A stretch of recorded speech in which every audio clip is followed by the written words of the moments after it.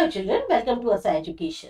आज कर रहे हैं हम chapter 4 medieval architecture, cities, merchants and craftsman. ये आपका ग्रेड 7 की नई सोशल साइंस बुक का चैप्टर है जीएसईबी बोर्ड से। मिडिवल आर्किटेक्चर हमारा जो भारत की कला है, भारत की जो मूर्तिकारी है, उसकी जो अलग अलग फॉर्म्स है, उनकी एक अपनी खास और लंबी विरासत है। इंडिया पूरी दुनिया में फेमस है अपने जाने माने जो कल्चरल एक हेरिटेज है, हमारी विरासत है आर्ट और आर्किटेक्चर की, उसके लिए पूरी दुनिया में फेमस है। एशियन टाइम से, पुराने जमाने से अलग अलग पीरियड्स में बहुत सारा डेवलपमेंट हुआ आर्किटेक्चर के अंदर। अब जैसे एग्जाम्पल के लिए मौर्यन एज जब रही तब स्तूपा बने, स्टोन इंस्क्रिप्शन, शिलालेख हुए अलग अलग राज्यों में। इसी तरीके से मौर्यन एरा के बाद जो दौर आया उसमें गांधार और मथुरा स्टाइल के स्तूपास बने। फिर आपके जैसे पैलेसेस हैं, स्तूपा, पिलर्स, मोनेस्ट्रीज, धाम जो होते हैं, मेंशंस, टेम्पल्स, ये सब गुप्ता पीरियड के दौरान कंस्ट्रक्ट हुए। जब मिडिल एजेस थी तो क्या था, पाल जो होते हैं, प्रतिहार, राष्ट्रकूटा, राजपूत, दिल्ली सल्तनत और मुगल रूलर्स, इन्होंने बहुत सारा काम कराया आर्किटेक्चर की फील्ड में, जिसमें आपके स्टेप वेल्स शामिल हैं, लेक्स हैं, टेम्पल्स हैं और मॉस्क हैं। अलग अलग राज्यों में इंडिया के बहुत सारा आर्किटेक्चरल हेरिटेज डेवलप हुआ, पर अपने खुद के तरीके से। स्कल्पचर क्या होता है? जो आर्ट है स्कल्पचर इमेजिनेशन की, ये क्या है? एक तरीके से किसी भी पत्थर को एक आकार में ढालना। अब ये खाली पत्थर ही नहीं, लकड़ी भी हो सकती है, मेटल भी हो सकता है, और इसमें जो टूल्स यूज किए जाते हैं वो क्या है, चिजल और हैमर, यानी छेनी और हथौड़ी की मदद से किसी भी पत्थर, लकड़ी या मेटल को एक बहुत ही सुंदर आकार देना, वो कहलाते हैं स्कल्पचर। आर्किटेक्चर क्या है? ये जो शिल्प शास्त्र शब्द है, इसका इस्तेमाल करते हैं आप आर्किटेक्चर के। आर्किटेक्चर बेसिकली मतलब हुआ कंस्ट्रक्शन। जो बिल्डिंग्स बनती हैं, कोई भी चीज बनती है, वो कंस्ट्रक्शन होता है। अब इसमें आपके हाउस हो सकते हैं, टाउन्स हो सकते हैं, वेल्स हैं, फोर्ट्स हैं, मीनारेट्स हैं, टॉम्स हैं, बहुत बहुत सारी चीजें जो है वो इसमें कंस्ट्रक्ट होती है। जो इंसान पूरी तरीके से आर्किटेक्चर में कुशल होता है उसको हम कहते हैं आर्किटेक्ट, यानी जो कंस्ट्रक्शन करवाता है इंसान, उसको हम आर्किटेक्ट कहते हैं। आइए अब जानते हैं आर्किटेक्चर जो हमारे इंडिया का है उसके बारे में। 700 एडी से लेकर 1200 एडी के बीच का जो पीरियड था वो राजपूत एरा था। राजपूत एरा में ज्यादातर जो टेम्पल बनाए गए वो नागर स्टाइल में बनाए, जो उस टाइम पे बहुत ज्यादा प्रचलित थे। इसमें आपके खजुराहो लिंगराज टेम्पल जो पुरी का है और गोप टेम्पल सौराष्ट्र का, ये शामिल है। जिस समय दिल्ली सल्तनत थी उस समय एक बिल्कुल नया स्टाइल आर्किटेक्चर का डेवलप हुआ जो पूरी तरह से इस्लाम से जुड़ा हुआ था। इसमें अरब स्टाइल जो था वो बहुत ज्यादा जैसे हावी था। शुरुआत में 3 मेन स्ट्रक्चर जो है इस आर्किटेक्चर में थे, वो थे मॉस्क, टूम और रोजा। जो मेन आर्किटेक्चर स्ट्रक्चर्स थे दिल्ली के, उसमें जामा मस्जिद, कुतुब मीनार, हौज खास, अलाई दरवाजा और सिरी फोर्ट जो है शामिल है। ये आपको बहुत हेल्प करेंगे एमसीक्यूज में, तो ये इंपॉर्टेंट है, आप इसको पढ़ सकते हैं। जो मॉस्क और कैनाल्स बनवाए गए फिरोज शाह के द्वारा वो बहुत ही खास थे, एकदम अलग थे। मुस्लिम रूलर्स जो रहे गुजरात, बंगाल, मालवा के, उन्होंने बहुत सारे स्ट्रक्चर्स इस टाइप पे बनवाए थे। भद्रा फोर्ट और जामा मस्जिद जो अहमदाबाद का है, इसी तरीके से सोना मॉस्क जो बंगाल का है, वो बहुत खास है। कुंभलगढ़ का जो फोर्ट है जिसको राणा कुंभा ने बनवाया था, और कीर्ति स्तंभ या विजय स्तंभ जो चित्तौड़ का है, ये सबसे इंपॉर्टेंट पीसेस माने जाते हैं हिंदू आर्किटेक्चर के, जो उस टाइम पर बनवाए गए थे। अभी आप यहाँ पर अगर इमेज देखें तो ये विजय स्तंभ की एक इमेज दी हुई है। इसी तरीके से कोणार्क सन टेम्पल की नीचे दी हुई है, जिसके बारे में भी हम पढ़ते हैं। जो सन टेम्पल है कोणार्क का और हौशालेश्वर टेम्पल जो है कर्नाटक का, ये सबसे खास तरीके के आर्किटेक्चर है 13th सेंचुरी के। कोणार्क सन टेम्पल जो है वो बे ऑफ बंगाल के पास लोकेटेड है, पुरी डिस्ट्रिक्ट उड़ीसा में। इस टेम्पल को बनवाया गया था 13th सेंचुरी में, जब किंग नरसिम्हा वर्मन वन का शासन था, जो कि गांग डायनेस्टी को बिलोंग करते थे। ये जो चैरियट टेम्पल है, यानी एक रथ की फॉर्म में जो टेम्पल है, इसको बनाया इस तरीके से गया था कि जैसे मानो जो सन होता है, सूरज होता है, उसका जो रथ है उसको कोई खींच रहा है। कौन खींच रहा है? 7 घोड़े जो है वो खींच रहे हैं। उस तरीके से इसको बनवाया गया था। इसमें 12 बड़े बड़े पहिए लगे हैं और इस टेम्पल को हम ब्लैक पगोडा के नाम से भी जानते हैं, क्योंकि ये काले पत्थर का बना हुआ है। आप यहाँ देखिए, यहाँ पे कोणार्क सन टेम्पल की आपको फोटो दी गई है। आप सभी ने जो है कोणार्क सन टेम्पल देखा होगा। बहुत से बच्चे ऐसे हैं जिन्होंने जाकर विजिट भी किया होगा। नॉर्थ इंडिया के जो टेम्पल्स है उनकी पहचान कैसे होती है? उनके राउंडेड पिनेकल्स से और कॉलमलेस कंपार्टमेंट्स यानी मंडप से। राउंडेड पिनेकल्स का मतलब हुआ कि जो पहाड़ की जो सबसे ऊंची पॉइंटेड रॉक होती है वो होती है हमारी चोटी, तो वो गोल होती है और मंडप जो है उसमें कोई भी खंबे नहीं होते। वहीं दूसरी तरफ जो साउथ इंडिया के टेम्पल्स हैं वो ज्यादातर कोनिकल शेप में होते हैं, चोटियां होती है उनमें। गोपुरम जो कि टेम्पल की एंट्रेंस टावर होती है, वो सबसे खासियत मानी जाती है टेम्पल्स जो साउथ इंडिया में है उनकी। अब टेम्पल्स की पहचान कैसे होती है? सेंटम यानी होली प्लेस से, सेंटोरम जिसे हम गर्भगृह कहते हैं, अंतराल बीच का हिस्सा, मंडप अभी बताया जो खंभों के ऊपर एक पूरा का पूरा स्ट्रक्चर रेस्ट करता है, श्रृंगार चौकी या मुख मंडप। यहाँ पर आपको प्रदक्षिणा पथ भी देखने को मिलेगा। प्रदक्षिणा पथ यानी कि जो हम मंदिर के अराउंड परिक्रमा लगाते हैं। कुछ इंपॉर्टेंट टेम्पल्स जो है इस पीरियड के, उसमें आता है चैरियट टेम्पल जो कि पल्लव पीरियड के दौरान बना, राजराजेश्वर टेम्पल जो कि तंजौर में है, और ये अभी तक का सबसे ऊंचा टेम्पल माना जाता है अपने जमाने का। मुगल आर्किटेक्चर बहुत खास था। इसका एक स्पेशल एग्जाम्पल जो है वो आपको हुमायूं टॉम्ब में देखने को मिलेगा। मुगल एम्परर अकबर, इन्होंने आगरे का किला बनवाया और फतेहपुर सीकरी का किला बनवाया। सासाराम जो टूम है शेरशाह सूरी का, वो भी बहुत इंपॉर्टेंट आर्किटेक्चर है अपने जमाने का। मुगल्स ने ही स्टार्ट किया था गार्डन्स को डेवलप करने का ट्रेडिशन। इसी में निशाद बाग जो कश्मीर में है, शालीमार बाग जो लाहौर का है, और आराम बाग आगरा में। बाग मतलब गार्डन। जब भी आप कहीं जैसे मुगल से जब बनवाया तो आप जब भी एंटर करेंगे तो आपको ऐसा लगेगा जैसे गार्डन्स ही गार्डन अंदर बने हुए। जो बेस्ट स्पेसिमेन है मुगल आर्किटेक्चर का वो है ताजमहल, जो कि शाहजहां ने बनवाया था। ताजमहल बना हुआ है यमुना नदी के किनारे आगरा में, जो कि उत्तर प्रदेश में आता है, और हम सब जानते हैं कि ताजमहल दुनिया के 7 अजूबों में एक है। इसको शाहजहां ने बनवाया था अपनी वाइफ मुमताज महल की याद में। हमारी जो आर्किटेक्चरल हेरिटेज है इंडिया की, उसमें ताजमहल उसको बहुत 4 चांद लगाता है और सेंटर ऑफ अट्रैक्शन है, ताकि टूरिस्ट पूरी दुनिया से उसको देखने आते हैं। इसके अलावा रेड फोर्ट दिल्ली का, इसको शाहजहां ने बनवाया था। और भी बिल्डिंग्स हैं, दीवाने आम, दीवाने खास, रंग महल, ये सब इसी फोर्ट में बनी हुई है। सब की सब लाल पत्थर की बनी है। इसका जो डेकोरेशन साज सजावट की गई है वो गोल्ड, सिल्वर और कीमती जो जेम्स होते हैं उनको कंबाइन करके बनाई गई है। इसी फोर्ट के अंदर शाहजहां ने अपना जो एक बहुत ही कलात्मक मयूरासन है वो बनवाया था। अब आप यहाँ देख सकते हैं, आपको इमेज दी गई है लाल किले की, और यहाँ पे दिया गया है गोल्डन टेम्पल अमृतसर की। इसी समय जो सबसे बेस्ट आर्किटेक्चर मास्टरपीस है, यानी जो गोल्डन टेम्पल है सिख कम्युनिटी का, उसको अमृतसर में बनाया गया। अभी तक हमने जो भी जानकारी हासिल करी वो थी आर्किटेक्चर ऑफ इंडिया के बारे में। अब देखते हैं आर्किटेक्चर गुजरात का।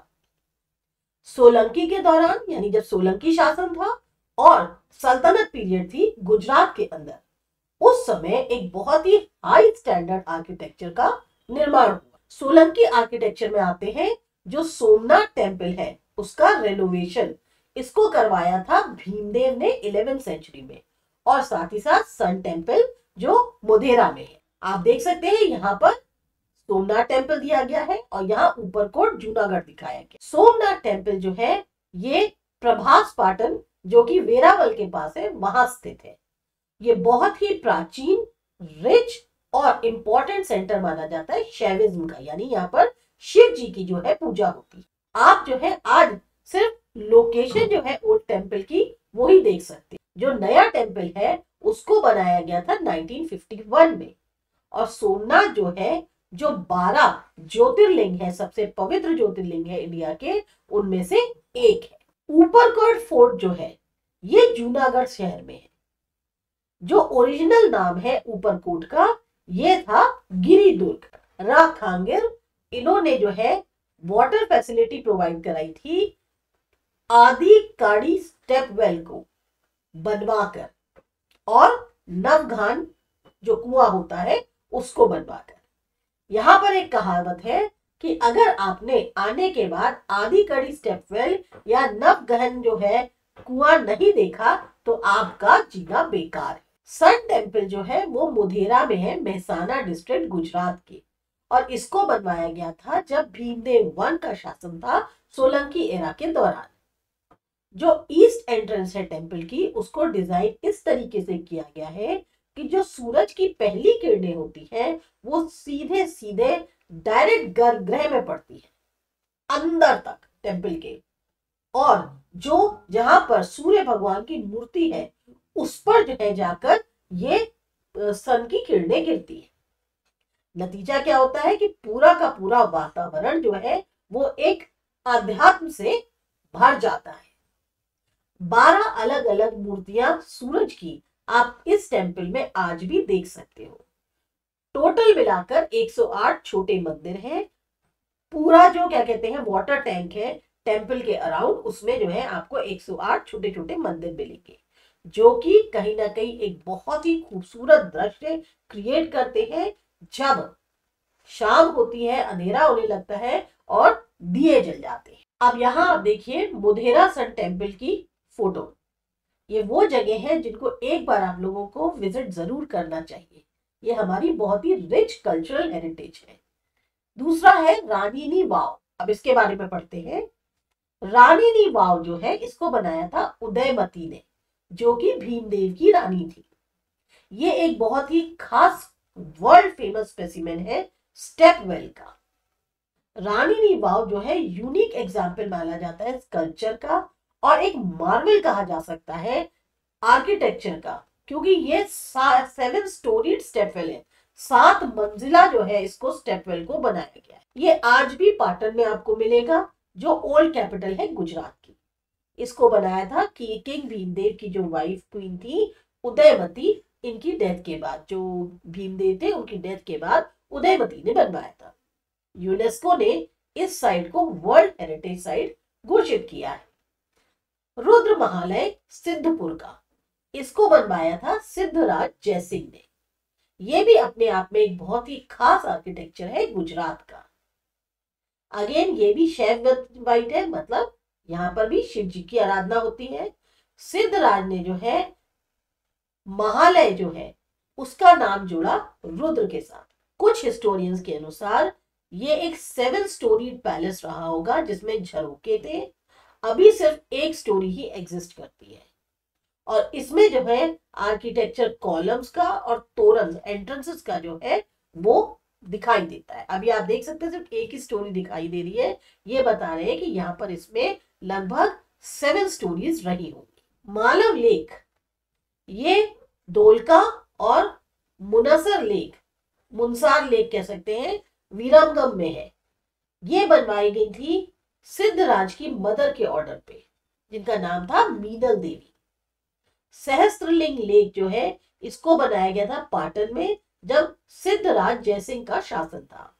इसके अलावा कीर्ति तोरण और शर्मिष्ठा लेक जो है ये भी बहुत ही इंपॉर्टेंट प्लेसेस हैं विजिट करने की वारनगर में। जो सिटी है अहमदाबाद की, इसको एस्टैब्लिश किया था अहमद शाह ने 1411 एडी में। सल्तनत पीरियड के दौरान जो कैपिटल थी उसको शिफ्ट किया गया था पाटन से अहमदाबाद। जो खास आर्किटेक्चर थे अहमदाबाद के उसमें आते हैं फोर्ट अहमदाबाद का, फोर्ट भद्रकाली का और जामा मस्जिद। ये फोर्ट जो है ये वर्ल्ड हेरिटेज साइट में इंक्लूड किए गए हैं।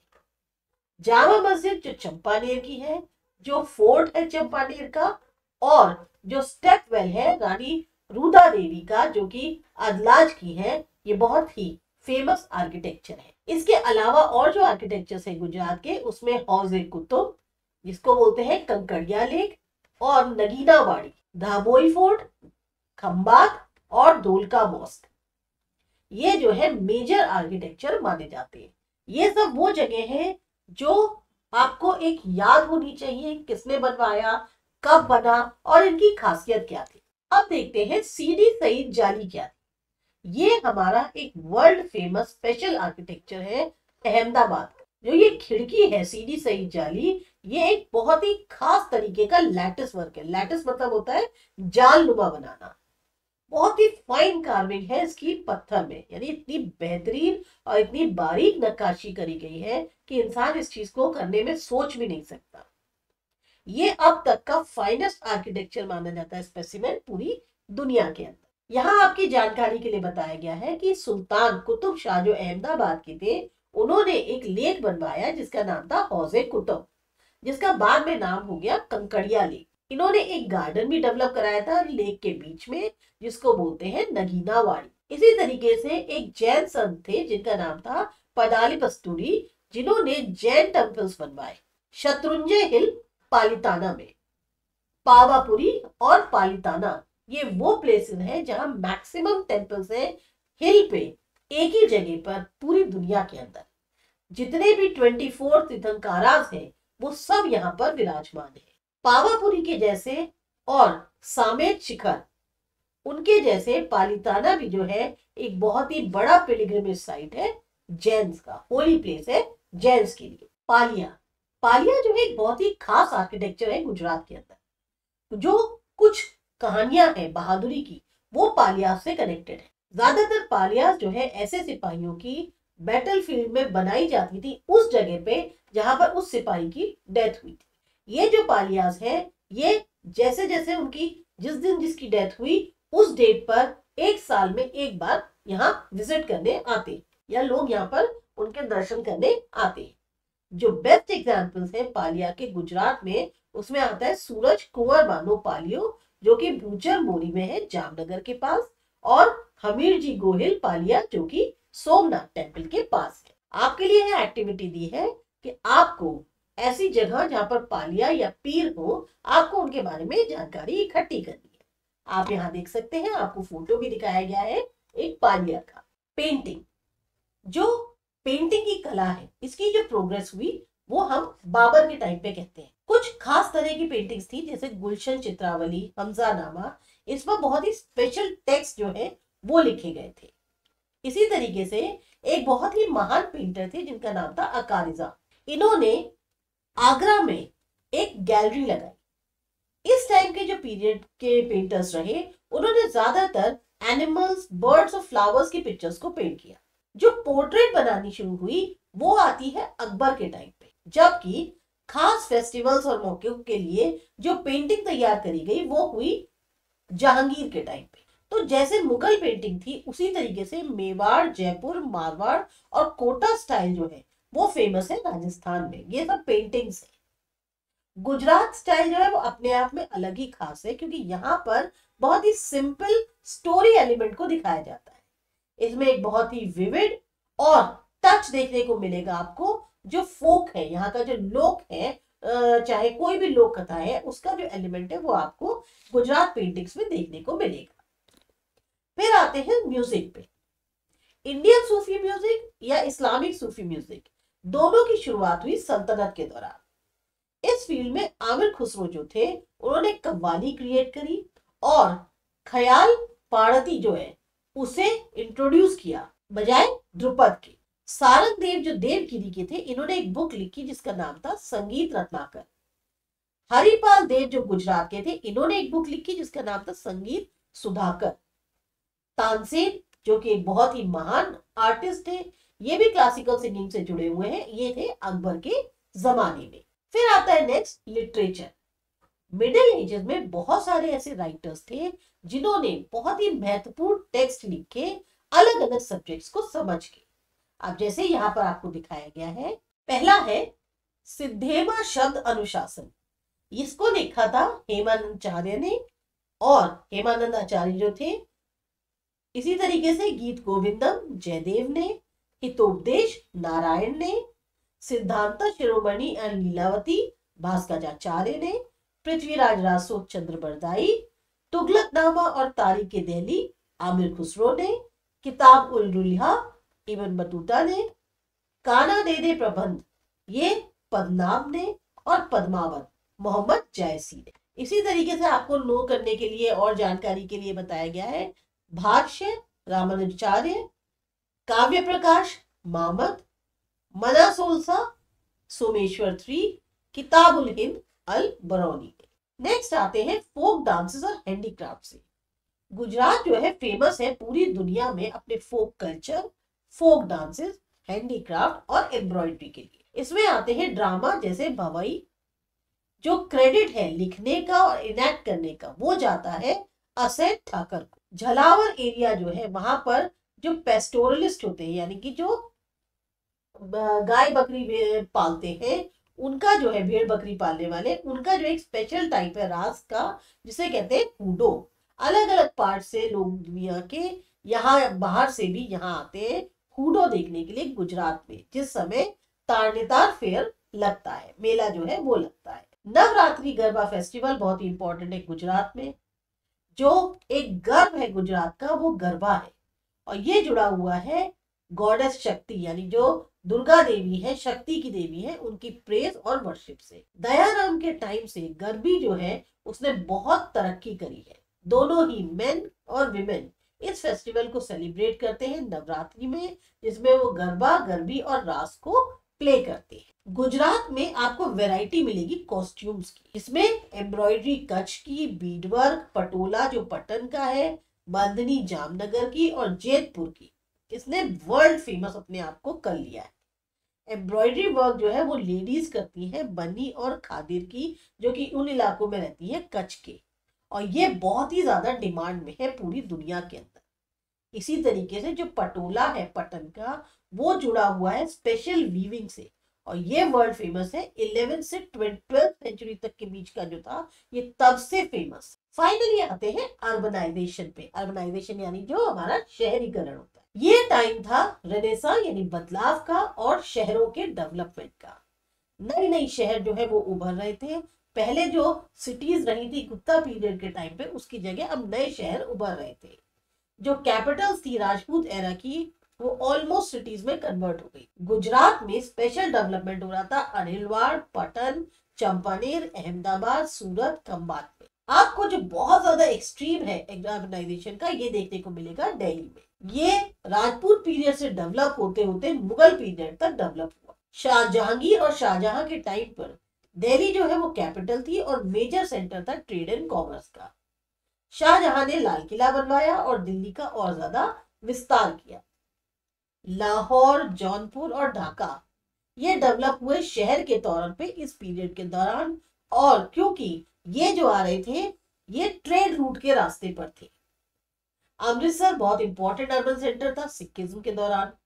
इसी तरीके से साउथ इंडिया में देवगिरी, दौलताबाद जो है ये एक बहुत ही संपन्न अर्बन सेंटर था जो कि कनेक्ट करता था नॉर्थ और साउथ को। फिर कुछ शहर है जैसे पुणे, सतारा, ग्वालियर, वडोदरा ये सब मराठा एम्पायर के दौरान डेवलप हुए। वहीं पर दीव, दमन, गोवा, मुंबई, चेन्नई, पुडुचेरी, कोची, चंद्रनगर, सूरत ये सब डेवलप हुए अर्बन सेंटर के टाइम पे जब यूरोपियन कंपनीज जो है इंडिया में आ गई थी। जो कैपिटल है विजयनगर की वो हम्पी थी। फॉरेन ट्रैवलर्स जो हम्पी आए उन्होंने हम्पी की जो बहुत ही खास क्राफ्ट इंडस्ट्रीज थी उनके बारे में बताया है।